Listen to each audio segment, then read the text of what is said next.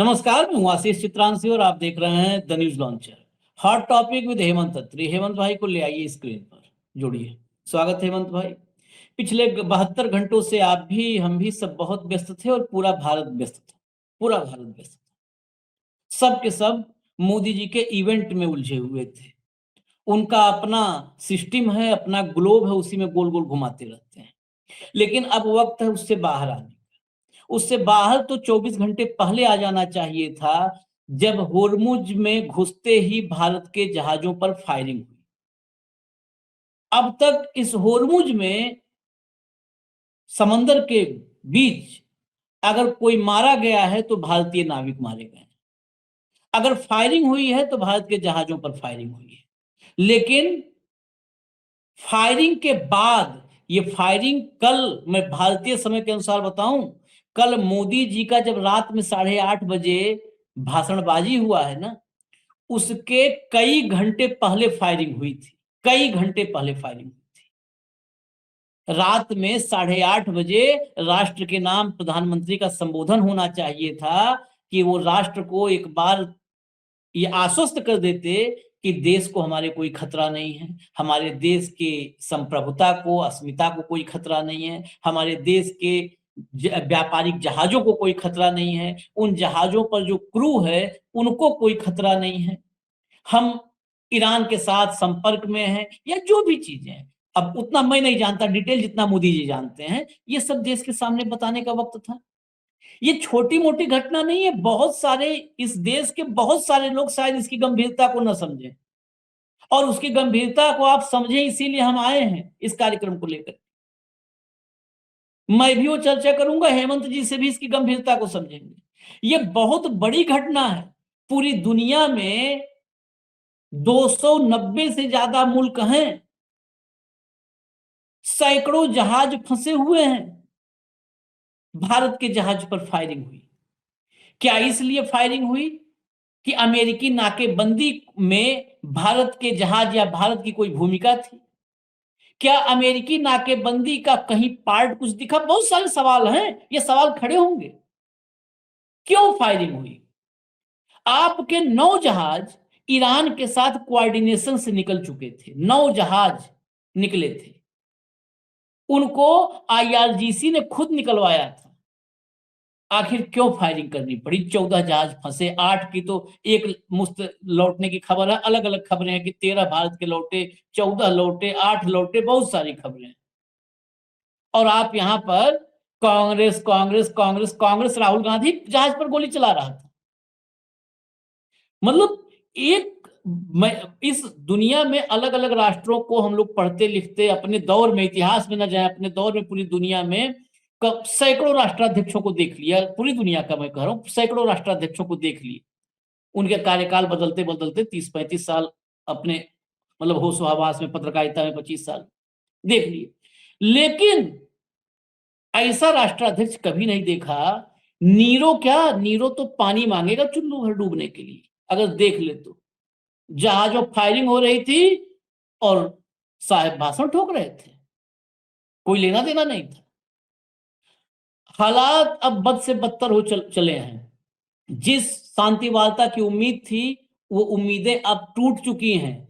IRGC ने भगा दिया है ट्रंप को। मुनीर गए थे, मुनीर को साफ मना कर दिया है आईआरजीसी ने कि हम इससे कोई बात नहीं करेंगे। यहां तक कि इडियट शब्द का इस्तेमाल किया है कि इस इडियट के कहने से होर्मुज नहीं खुलेगा और बंद होगा। ये इडियट नहीं तय करेगा, तय ईरान करेगा। ईरान अब फाइनली भारत पर, जो भारत के जहाजों पर फायरिंग किया, उसके बाद ईरान ने बिल्कुल साफ कर दिया है कि होर्मुज स्ट्रेट में कोई जहाज कदम रखेगा तो उड़ा दिया जाएगा।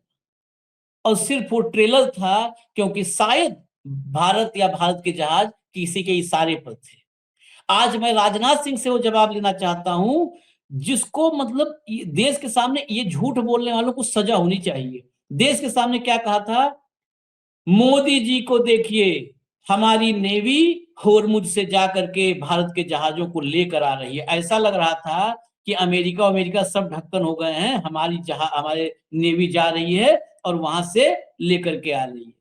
बताओ, होर्मुज आईआरजीसी ईरान पार कर दिया, वहां से उसको जो है लेकर के आए और कहा कि होर्मुज से। इस देश के लोग क्या समझे, अरे यार अमेरिका ट्रंप सब बेकार है, हमारा मोदी देखो होर्मुज में घुस गया, खींच लाया कॉलर पकड़ के जहाज को।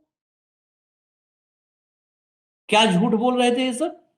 फादरलैंड के चक्कर में, सिर्फ और सिर्फ फादरलैंड के चक्कर में भारत की अस्मिता, आबरू, इज्जत, संप्रभुता सब के सब मिट्टी में मिला दिया, जिसको हमने चुना था कि 56 इंच की छाती है।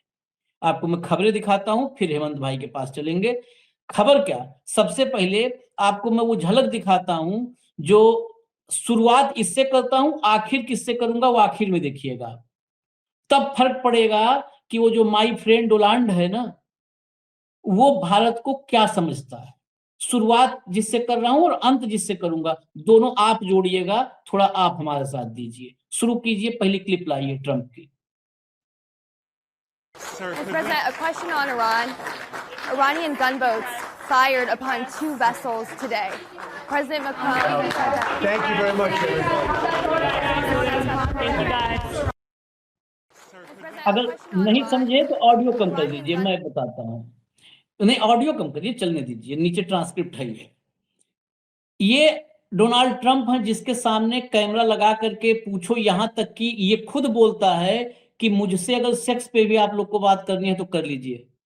बाकायदे मतलब दुनिया के तमाम देशों के मौजूदगी में, मीडिया की मौजूदगी में ये व्यक्ति कहता है, आज मुझे बोलना पड़ रहा है ये बात, अभी हाल ही में युद्ध के दौरान, कि एक गया था, कहा वहां पर कि अगर आप लोग को मुझसे कुछ भी पूछना है पूछ सकते हैं, इवन सेक्स के बारे में अगर बातचीत करना चाहते हैं तो वो भी कर सकते हैं। जो व्यक्ति दुनिया के हर वाहियात मसले पर मुंह खोलने और बोलने के लिए तैयार रहता है, उससे जब ये पूछा गया कि होर्मुज में जहाजों पर फायरिंग हुई है, भारत के जहाजों पर, भारतीय जहाजों पर, इस रिपोर्टर ने, महिला रिपोर्टर ने पूछा कि 2 ईरानी गनबोट्स आज होर्मुज, स्टेट ऑफ होर्मुज में जहाजों पर फायरिंग किया है, जिसकी चपेट में भारतीय जहाज भी शामिल था। इसका जवाब क्या था, thank you very much, goodbye. यही सबसे बड़ा भारत की डिप्लोमेसी के जो डंका बजा है ना, इससे बड़ा डंका नहीं बज सकता। जो व्यक्ति दुनिया के सारे कुकर्म पे बात करने को तैयार है, हेमंत भाई, उसने भारत के जहाज की चर्चा की गई कि उस पर फायरिंग हुई है तो कहा थैंक यू वेरी मच, जाओ। अरे उसकी फायरिंग पे हम क्यों बोले, जाने दो। इसको आखिरी जब आपको मैं दिखाऊंगा तब आप भी सोचेंगे कि कहां से कहां चीजें जुड़नी चाहिए। आगे चलिए, आप आगे चलिए। ये देखिए क्या लिखते हैं, after Trump told the world that Strait of Hormuz is now permanently open, Iran is firing on our allies ships in the strait. Donald Trump ने जब कहा कि परमानेंटली अब खुल चुका है स्ट्रेट ऑफ होर्मुज, उसके बाद ईरान ने हमारे अलाइज, हमारे पार्टनर, साथियों के जहाजों पर फायरिंग की है। Here is an alleged audio recording of the Indian oil tanker Sanmar Herald begging Iran to stop firing. Trump is responsible. ये अमेरिका में लिखा जा रहा है, लेकिन भारत में, बताइए, ये ट्वीट अमेरिका से हो रहा है। हमारे नरेंद्र मोदी का ट्वीट ढूंढ के आप बताइएगा, इसलिए सब दिखा रहे हैं। जब दिखाइएगा, लाइए ऑडियो सुनाइए। This is Motoranga Sanmar Herald. You gave me clearance to go. My name second on your list. You gave me clearance to go. You are firing now. Let me turn back. This is Motoranga Sanmar Herald. You gave me clearance to go. My name second on your list. You gave me clearance to go. You are firing now. Let me turn back. सोचिए, ये जो है America के creator हैं, और 1 million इनके follower हैं जिन्होंने ये लिखा है। अमेरिका वाले चिंतित हैं कि हमारे अलाइज पे फायरिंग हुई, और जिस पे फायरिंग हुई है उसको कोई फर्क नहीं, उसको कोई फर्क नहीं।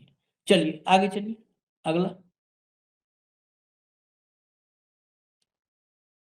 ये देखिए, ये स्टीव पीटर्स लिखते हैं, ट्रंप का statement, the Strait of Hormuz is open and safe thanks to the powerful and mighty US navy. Strait of Hormuz अब खुल चुका है और सुरक्षित है, ताकतवर यूएस नेवी को धन्यवाद। अब आगे देखिए, मैरीन ट्रैफिक रेडियो क्या कहता है ईरान का?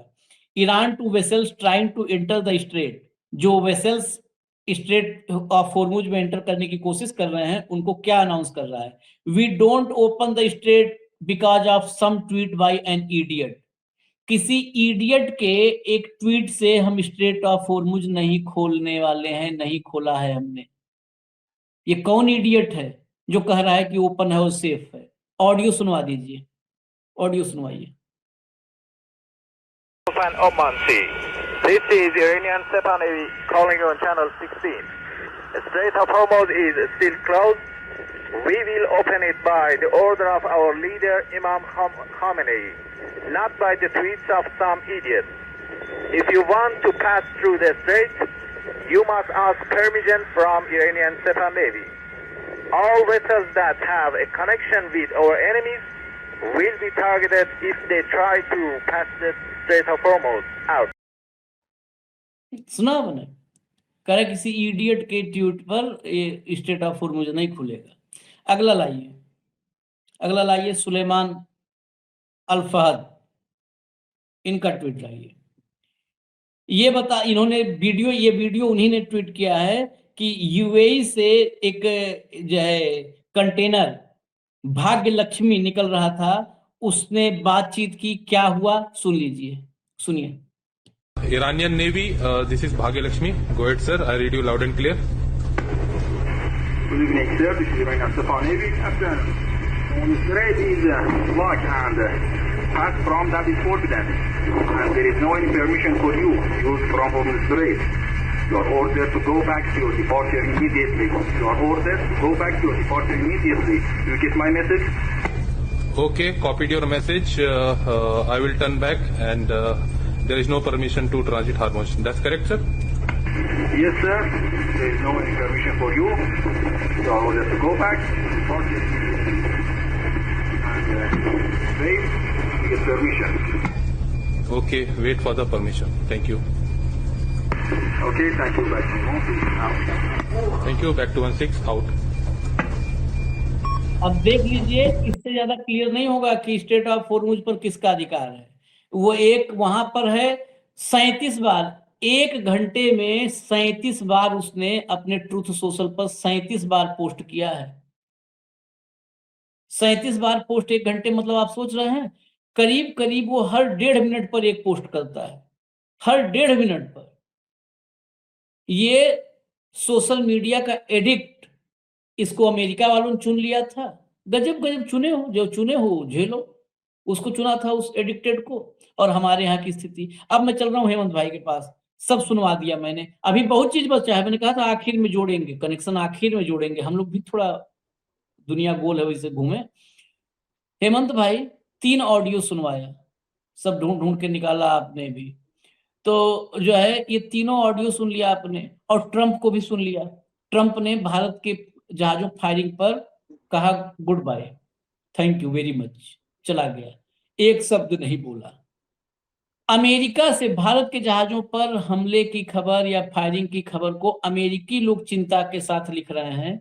भारत में मोदी जी क्या कर रहे हैं? आशीष भाई नमस्कार, आपको सारे दर्शक साथियों को भी। मोदी जी वही कर रहे हैं जो वो करते हैं। विदेशी राष्ट्राध्यक्ष बताते तो है कि वो सारा दिन चुनाव प्रचार में व्यस्त रहते हैं, तो वो कल जो है डंका बजा रहे थे टीवी के ऊपर, विरोधियों के ऊपर जिस तरीके से हमला करे थे रात को, आज बंगाल पहुंच गए, 4 एरिया करके आएंगे। इससे बेहतरीन और क्या काम। आप मुझे एक बात बताइए, अब तक आपने मोदी जी के मुंह से इस युद्ध को लेकर के कोई एक लाइन सुनी है? कोई एक लाइन जो उन्होंने कही है? तो ये उनकी प्राथमिकताओं का सवाल है आशीष भाई। शुक्रवार को जैसे ही लेबनान का अपने उनके इजराइल के साथ सीज फायर हुआ, ईरान ने सुओमोटो और मुझ खोलने की घोषणा की। ट्रंप ने धन्यवाद करते हुए इसको अपनी जीत बता दिया, ठीक। और फिर क्या कहा? अब घटनाक्रम देखिएगा कैसे सनकी और वाहियात लोग इस दुनिया की सत्ता में। उन्होंने सुओमोटो खोला बिना किसी के कहे कि हमारी यही डिमांड थी कि लेबनान पर हमले बंद किए जाए। खुद खोला उन्होंने शुक्रवार। भाई ने ट्वीट कर दिया कि धन्यवाद, ये हमारी जीत है। उनका छिड़ना स्वाभाविक था। उन्होंने कहा कि ठीक है फिर तुम ट्वीट से ही खोल लेना। उन्होंने हार्मुज को बंद कर दिया। और इस समय जब मैं और आप बात कर रहे हैं, अब से ठीक 12 मिनट पहले जो लेटेस्ट अपडेट है वो ये है कि हरमुज स्ट्रेट को जहाजों की आवाजाही पूरे तरीके से ठप कर दी गई। और ये बात केवल ईरान का दावा नहीं है, शिप ट्रैकिंग डेटा जो है उसके मुताबिक फारस की खाड़ी से बाहर निकल रहे एलपीजी के 2 टैंकर बीच रास्ते से ही वापस लौट गए। ठीक, मेडा डी और समर नाम के 2 जहाज इस रास्ते से गुजरने की कोशिश कर रहे थे। आपने जो पहला ऑडियो दिखाया वो समर का था, उसने कहा था कि हमने आपसे परमिशन लिया, आप हम पे फायरिंग क्यों कर रहे हो? तो वहां से जवाब आया कि आपके पास परमिशन नहीं है। ठीक, तो ये जो एमडी समर है, ये जो जी समर है, ये हमारा जहाज था और इसके ऊपर एलपीजी लगी हुई थी, उसको वापस कर दिया गया। मेडा भारतीय कंपनी का जहाज है जो शनिवार देर रात यूएई के पास से निकला था, जो आपने सेकंड वीडियो सुनाया, जबकि जी समर चीन का जहाज है जो कुवैत से रवाना हुआ था। दोनों जहाज ईरान के लारक द्वीप के पास पहुंचकर वापस मोड़ दिए गए।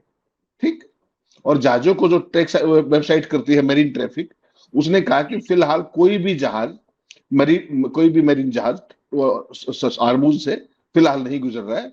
हॉर्मुज के बंद करने के बाद शनिवार को ईरानी गनबोट्स ने कुछ जहाजों पर फायरिंग भी की थी, जिनमें हमारा जहाज भी शामिल है। इसके बाद ईरान के राजदूत को बुलाया गया साउथ ब्लॉक के अंदर, विदेश मंत्रालय ने उनको वो किया, जो भी किया, और कहा, पहले तो ये कोशिश की मीडिया ने कि इसको डीमार्च के तौर पर कि तलब की जरूरत लगाई, लेकिन उसके पोमेरियन मीडिया ये सब काम करते हैं मोदी का डंका बजाने के लिए। लेकिन जब उसके पिक्चर्स आए तो बड़ा साफ हुआ कि किस तरीके से भारत के विदेश मंत्रालय के अधिकारी जो ईरान के राजदूत है उनको सी ऑफ भी करके है। तो जब डीमार्च किया जाता है तो आप मुंह लटकाए हुए आते हैं।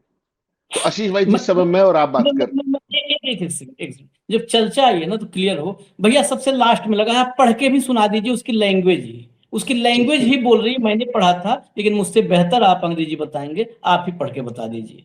ये वही मैंने कहा कि मिनिस्ट्री ऑफ एक्सटर्नल अफेयर्स, विदेश मंत्रालय ने कल रात को ये जारी किया था।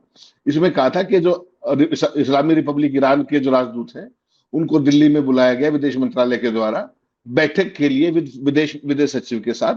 बैठक के दौरान भारत की गहरी चिंता व्यक्त की गई, जो भारत के जहाज पर एक गोलीबारी का जो घटना थी उसके ऊपर, Indian flag ship in the Strait of Hormuz, जिसके ऊपर भारतीय झंडा लगा था। उन्होंने इस बात का महत्व जताया कि इंडिया जो है, जो व्यापारिक जो आवागमन है शिपिंग का और मैरीटाइम मैरिनर्स का, उसके ऊपर उसकी सुरक्षा को बहुत ज्यादा प्राथमिकता देता है। और ईरान ने पहले भी भारतीय जहाजों को निकालने के लिए, सुरक्षित रास्ता देने के लिए काफी मदद की थी। Reiterating his concern of this serious incident of firing a merchant ship, Foreign Secretary urged the ambassador to convey India's views. Foreign secretary ने केवल ईरान के राजदूत से आग्रह किया कि भारत की चिंताओं से अपनी सरकार को, ईरान की अथॉरिटीज को अपने क्या नाम है उनको सूचित कर दे, and resume at the earliest the process of facilitating India, और भारतीय जहाजों को सुरक्षित निकालने का जो प्रक्रिया उसको जल्दी शुरू करे। The ambassador of Iran undertook to convey these views to the Iranian authorities. और ईरान के राजदूत ने कहा कि वो ये बात ईरान के उन तक पहुंचा देंगे, सरकार तक। तो इसमें डीमार्च वाली तो कोई बात है नहीं, ये केवल मीटिंग के लिए बुलाया गया और उन्होंने कह दिया कि भाई ठीक है, और उनको सी ऑफ करने के लिए एक आईएएस अधिकारी गाड़ी तक आया। तो ये डीमार्च बिल्कुल नहीं था। भारत सरकार इस पूरे मामले की गंभीरता को समझती है, इसलिए उन्होंने कोई भी ऑफेंडिंग शब्द नहीं यूज किया, एक भी शब्द। लेकिन आपके सारे पोमेरियन क्या हुआ कर रहे थे कि ईरान के राजदूत को तलब कर लिया और उसको झाड़ पिला दी है, ये कर दिया। ये बेसिकली बेहुदे, इनको कोई समझ नहीं, इनके ऊपर छोड़ दीजिए, इनकी क्या बात कर रही है। आशीष भाई, फैक्चुअल पोजीशन ये है कि इस समय जब मैं और आप बात कर रहे हैं, हॉर्मुज में भारत के लिए जो अलग अलग ये फ्यूल्स लेके आ रहे हैं, चाहे वो क्रूड है चाहे एलपीजी है, ऐसे 22 जहाज फंसे हुए हैं इस समय जब मैं और आप बात कर रहे हैं। और ईरानी सेना ने संयुक्त अरब अमीरात से आ रहे जो भारतीय मालवाहक जहाज था, उसको भी, जैसे मैंने आपको नाम के साथ बताया, उसको वापस लौटने को मजबूर कर दिया। इसी तरीके से जो भाग्य लक्ष्मी जिसकी आपने ऑडियो सुनवाई वायरलेस कम्युनिकेशन की, उसको सूचित किया गया कि उसके पास हॉर्मुज क्रॉस करने का ईरानी परमिट नहीं है, प्लीज टर्न बैक। तो वो भी वापस चले गए। तो बेसिकली क्या है कि कुछ ही घंटों में ये 2 जहाजों के साथ जो कुछ हुआ है, ये बेसिकली दिखा रहा है कि ईरान अब अपनी अथॉरिटी स्टैब्लिश करने के लिए किसी भी हद तक जा रहा है। और उन्होंने एक बात और साफ कही कि हमारे जो सुप्रीम लीडर हैं खामनेई, उनके कहने से हॉर्मुज खुलता है, किसी इडियट के ट्वीट से नहीं। तो मैसेज जो है लाउड एंड क्लियर कर दिया कि क्या ये ड्रामा तुम कर रहे हो और तुम्हारी हकीकत क्या है। और जो ये बात जो भारतीय पोमेरियन फैला रहे थे जिस तरीके से, और उसके बाद जो विदेश मंत्रालय का स्पष्टीकरण आया, तो ये राजदूत को बुलावा देने, वो जो डीमार्च है उस जैसा कुछ भी नहीं था। साफ साफ दिखा जो वाकई वो जब गए जिस तरीके से एम्बेसडर अंदर गए, उनको छोड़ने गया, दरवाजे तक छोड़ के गया, कि ये केवल एक कट सी मुलाकात थी और एक चिंता व्यक्त की गई है उनको कि भाई ये हमारे साथ नहीं होना चाहिए। इससे ठीक आप देखा जिस तरीके से अब इसकी घटनाक्रम को आप जोड़िए आशीष भाई, जो मैं पहले से आपको एक बात कहता हूं, पहले दिन से 28 फरवरी से एक बात कर रहा हूं कि ये अमेरिका का युद्ध नहीं है, इस पर कमांड एंड कंट्रोल पूरा ईरान का है। ट्रंप और उसके चेले अरबों खरबों का खेल कर रहे हैं।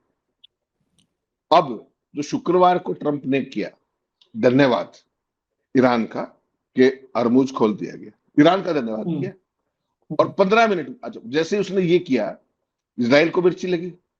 इजराइल ने जो भी अपने कंप्रोमाइज से जैसे वो बात करते हैं वैसे बात की।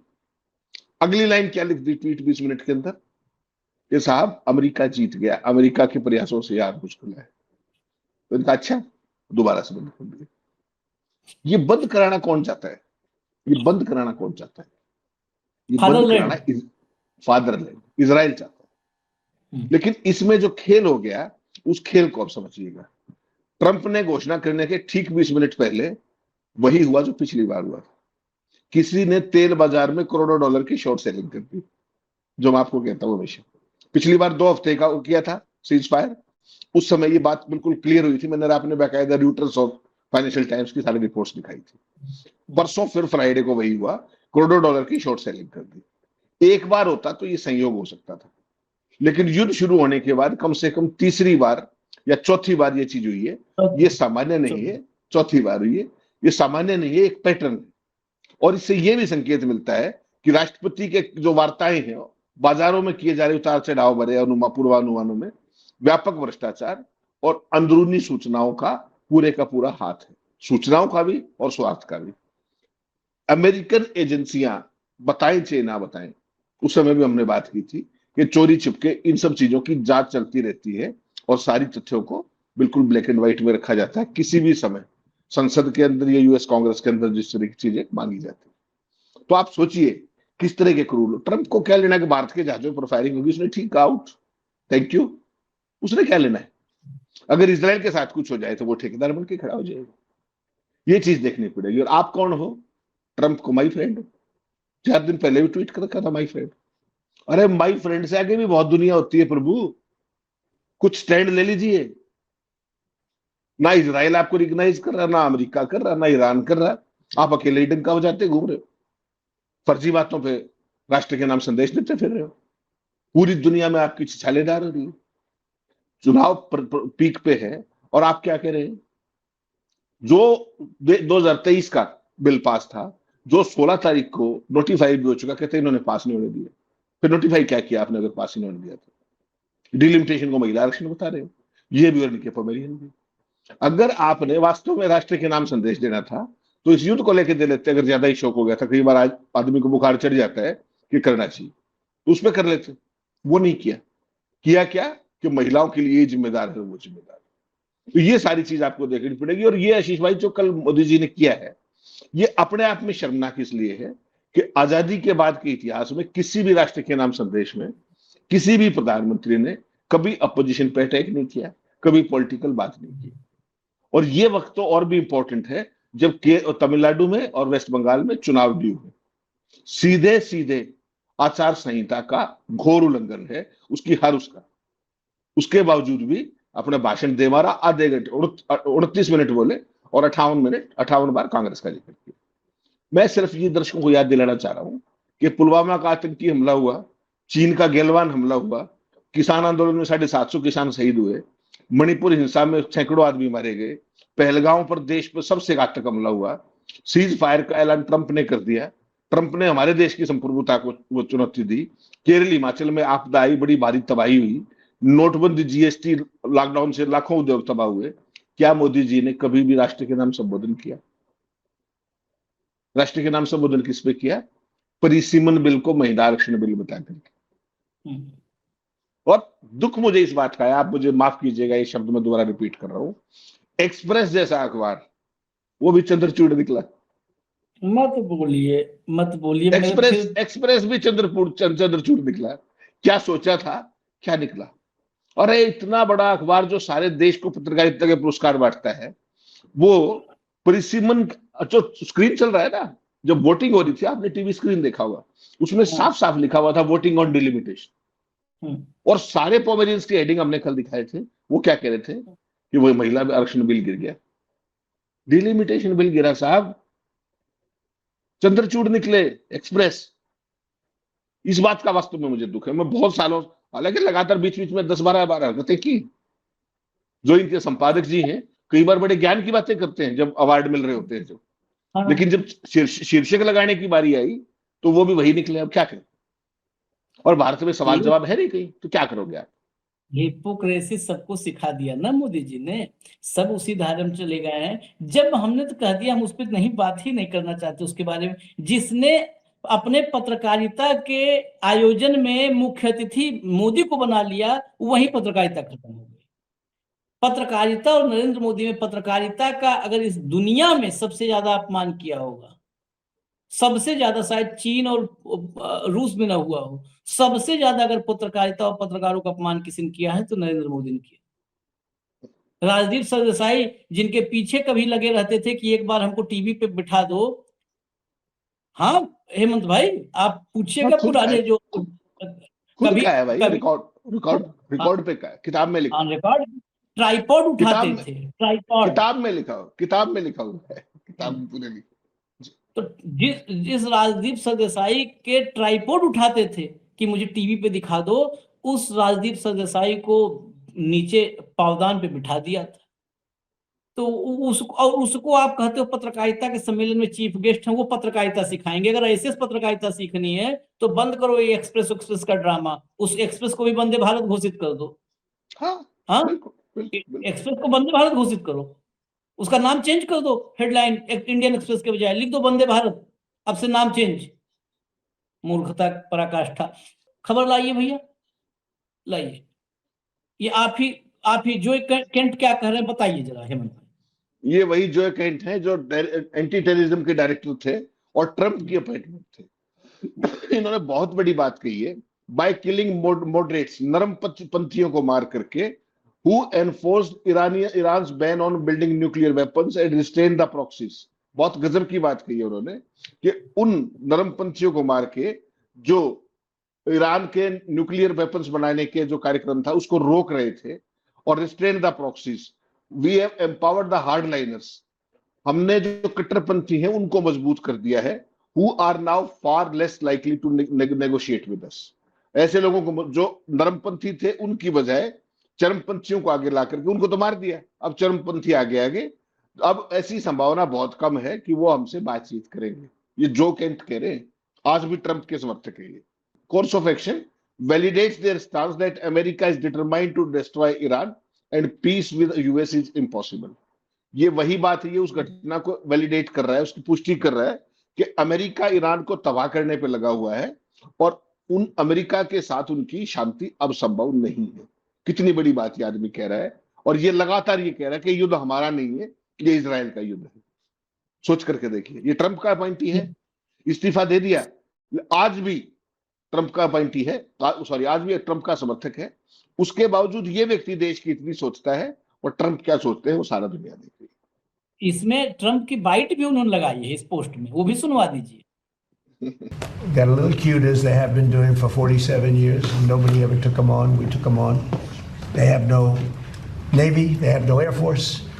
They have no leaders. They have no nothing. Actually, their leaders are, it is regime change. You call that enforced regime change. अच्छा, एक मैं कई बार सोचता हूँ, एक जो ये प्रोटोकॉल हो जाता है ना कि ऐसे किसी भी कुर्सी पर बैठने के बाद, नहीं तो जब ये बोलता है तो इसका क्या ट्रीटमेंट होना चाहिए बताओ। मतलब क्या गजब है, गजब की होड़ है। ये आदमी 50 दिन से एक के बात कर रहा है, there is no navy, there is no air force, there is regime change, everything done we have won, everything done we have won, that's all। ये दो जो है, ये हमको लगता है 28 फरवरी से हुआ, 2 मार्च के आसपास शुरू कर दिया था ये ड्रामा कि एवरीथिंग फिनिश, और आज तक कर रहा है वही काम रोज। अब सुनिए, आपने सुना ना, जो एक केंट के साथ अगर ये जोड़ेंगे जो उन्होंने कहा है तो आपकी बात पूरी हो जाएगी। जरा लाइए प्रेस टीवी का ट्वीट। देखिए, former US vice president Kamala Harris क्या बोलती हैं? Trump got pulled into a war with Iran by Netanyahu that the American people do not want. आगे सुनवा दीजिए कमला हैरिस को। ये अमेरिका की वाइस प्रेसिडेंट रही हैं, इस बार ट्रंप के सामने राष्ट्रपति पद की उम्मीदवार थी। सुनिए इनको। He entered a war, got pulled into it by Bibi Netanyahu, let's be clear about that, entered a war that the American people do not want, putting at risk American service members. अब match कर दीजिए आप, जो Kent और कमला Harris, एक Republican Trump का खास है और एक उनकी प्रतिद्वंदी डेमोक्रेट। सेम बात तो दोनों कह रहे हैं साहब। पूरा अमेरिका कह रहा है भाई साहब। ये क्यों कह रहे हैं? पूरा अमेरिका कह रहा है, केवल 5-6 आदमी नहीं कह रहे। जेरेड कुशनर जो इनका दामाद है, जो इजराइल का आधिकारिक दलाल है व्हाइट हाउस के अंदर, आधिकारिक दलाल, बहुत जिम्मेदारी के साथ मैं कह रहा हूँ, ट्रंप उससे बाहर नहीं जा सकता। स्टीव विटकॉफ है, विदेश मंत्री जी हैं, और पीट हेगसेथ है। यही तो गिरोह है पूरे का पूरा। इसके अलावा क्या है? जो तो बता दीजिए, जो मर्जी आए करते हैं। बेसिकली आशीष भाई, मैंने एक चीज आपको पहले दिन से कह रहा हूं, ट्रंप कुछ भी कर ले, कोई बयान दे दे, पहली बात तो रिलायबल ही नहीं है, विश्वसनीय नहीं है वो किसी भी तरीके से। दूसरी महत्वपूर्ण बात ये, वो कोई भी घोषणा कर दे एक अपने दम पर, यूनिलेटरली, एक तरफा ढंग से, इजराइल 10 मिनट के बाद उसको उल्टा करा देगा। तो किस बात पे मानूंगी? शेयर मार्केट को मैनिपुलेट करना, इंटरनेशनल मार्केट्स को मैनिपुलेट करने के अलावा ट्रंप कुछ नहीं कर सकता इस पूरे मामले के अंदर। आप ये बताइए, हार्मूज खुला हुआ था, बंद किसने कराया? अमेरिका ने। क्रैक नहीं कराया, उन्होंने खोल दिया, सॉरी बंद कराया अमेरिका ने। उसके बाद उसको खुलवा नहीं पाए तो खुद नाकेबंदी कर दी, 10,000 सैनिक लगा दिए, कोई बात नहीं। शुक्रवार को जैसे ही लेबनान वाला ये हुआ कि युद्धबंदी होगी, युद्ध विराम हो गया, उन्होंने खुद खोल दिया, बिना आपके कहे खुद खोला सुओ मोटो। क्या कहा कि हार्मूज खुल गया, धन्यवाद, और हम जीत गए। ये क्या मतलब हुआ? मैं आपकी तरफ गुडविल जेस्टर कर रहा हूं कि आशीष भाई छोटे हैं मुझसे, और चलो मेरी तरफ से ये पहल है, और आप मैदान में आगे शेरा बांध के मैंने मंत्री का कर दिया काम। तो उसने कहा जाओ भाई, वो फिर बंद कर दिया। ट्रंप का क्या बिगड़ा? कुछ नहीं बिगड़ा। उस 2 ट्वीट के बीच के अंदर जो खरबों रुपए का खेल हो गया, ट्रंप ने तो वो किया। जो ऑयल मार्केट के अंदर जो करोड़ों की शॉर्ट सेलिंग हुई, उसका क्या? 9% तेल सस्ता हुआ था इस घोषणा के बाद तुरंत। तो शॉर्ट सेलिंग कैसे हुई? ठीक 20 मिनट पहले वही पैटर्न आपको देखा। तो ये तो धंधा कर रहे हैं भाई साहब, ये देश तो नहीं चला रहे। और माफ कीजिएगा, दुनिया सबसे बड़ी खतरनाक उसमें एक है, ऐसा सनकी और ऐसा व्यापारी, वो दुनिया का फादरलैंड या ग्रैंड फादरलैंड, अब पता नहीं क्या कहते हो आप उसको, वो बना हुआ। तो क्या ही करेंगे बताइए? ये सारी परिस्थिति है। चलिए आगे चलिए जरा। अब फिर वक्त आ गया है जो शुरू से अंत तक हम कहे थे आखिर में जुड़ जाएगा सब। अगला लाइए। देखिए भाई, अभी आपने भी कहा था, आप लोग की जो बात होती है मैं ध्यान रखता हूं अगली खबर उससे जोड़ने के लिए। अब ये ऐसा भी नहीं होता है कि फिक्सिंग हो। इजराइल अमेरिका का महान सहयोगी, उन्हें जीतना आता है। लेबनान में सीज फायर के बाद नेतन्याहू के मुरीद हुए ट्रंप। इजराइल लेबनान में सीज फायर के बाद नेतन्याहू के मुरीद हुए ट्रंप, मतलब, और ये बेसिकली स्टेटमेंट है जब सीज फायर वायलेट कर दिया, सीज फायर वायलेशन भी कर चुका है इजराइल लेबनान में। स्टेटमेंट आता है, इजराइल अमेरिका का महान सहयोगी, उन्हें जीतना आता है। भारत के जहाजों पर फायरिंग हुई थी तो ट्रंप ने कहा thank you very much, goodbye. और इजराइल सीज फायर वायलेट कर रहा है तो भी कह रहा है कि हमारा महान सहयोगी है और उन्हें जीतना आता है। अभी आपने कमला हैरिस को भी सुन लिया और जो केंट को भी पढ़ लिया, दोनों को पढ़ लिया। यहां पर ट्रंप पे मेरा सवाल नहीं है, यहां पर फिर आखिर में 30 सेकंड में ही चाहे 1 मिनट में कंक्लूड कर दीजिए। ये आखिरी खबर ना यही बताता है कि भारत का डंका बहुत तेज बज रहा है, एक्स्ट्रा तेज बज रहा है। आशीष भाई, जो बात मोदी जी नहीं कह सकते, जो बात भारत सरकार नहीं कह सकते, उसको उनके ये पोमेरियन प्रोपेगेंडा तंत्र सुबह से रात तक वही प्रोपेगेट कर रहा है, इसके अलावा कुछ नहीं। देश के लोगों के जो सवाल है, अगर सब कुछ ठीक था, भारत के लिए हरमुज खुल रहा था, सारी अच्छी बात है, वो तो आपने थोड़ी अर्जित किया, वो तो इस देश के तमाम संबंध उनके साथ रहे। उस 9 जहाज गुजरे तो हर बार पेड़ पे चढ़ चढ़ के सारे एंकर चिपके। अब जब ये फायरिंग हुई, कितने मीडिया हाउसेज ने खबर दिखाई, बता दीजिए मुझे। भारत के जहाज को वापस कर दिया गया, किसी ने खबर दिखाई क्या? तो ये जो चीज है ना, भारत के पोमेरियंस ने तो इस देश की जो समग्र बुद्धि है उसके हरण का ठेका ले लिया है। इसके अलावा कुछ नहीं, उन पर चर्चा करने का कोई फायदा नहीं है। लेकिन कुल मिलाकर के इस युद्ध ने भारत के लिए ये साबित कर दिया है कि उसको अपनी विदेश नीति को बहुत गंभीरता से पुनर्विचार करने की, रीडू करने की, और एक अंग्रेजी में शब्द है बैक टू बेसिक्स पे जाने की जरूरत है। और जितना जल्दी हो सके जयशंकर और हरदीप पुरी जैसे नमूने हैं जो, इनको कैबिनेट से अगर बाहर नहीं फेंका गया तो मोदी जी मुंह दिखाने लायक बचेंगे नहीं। वो समय बहुत ज्यादा दूर नहीं है। हरदीप पुरी के बारे में आज जिस तरीके से आज सारी चीजें एप्स्टीन वाली फिर दोबारा उगड़ गई कि वो कौन से इंस्टीट्यूट के क्या थे, और उस इंस्टीट्यूट का इंटरनेशनल पीस इंस्टीट्यूट जो था उसमें वो क्या थे और वो क्या क्या काम करता था, वो सारी चीजें बाहर आ रही है। ठीक, मीडिया पे मुकदमेबाजी उनकी बेटी अमेरिका में बैठ के कितने ही कर दे, लेकिन सच्चाई बहुत कड़वी है। ये कंप्रोमाइज लोग ये मोदी को लेकर के बैठेंगे, ये मेरी बात याद रखिएगा। जो राहुल गांधी की पहेली है 16 वाली, उस 16 वाली पहेली पे ये लोग उसको खलास साबित करवा के मानेंगे, ये पक्की बात। चलिए इजाजत दीजिए हमें, क्योंकि खबरें और भी हम लेकर के आ रहे हैं। अभी न्यूज लॉन्चर आप देखते रहिए, थोड़ा अपडेट हमको भी करिए और आप भी रहिए। इजाजत दीजिए, धन्यवाद हेमंत भाई, बहुत बहुत धन्यवाद, नमस्कार।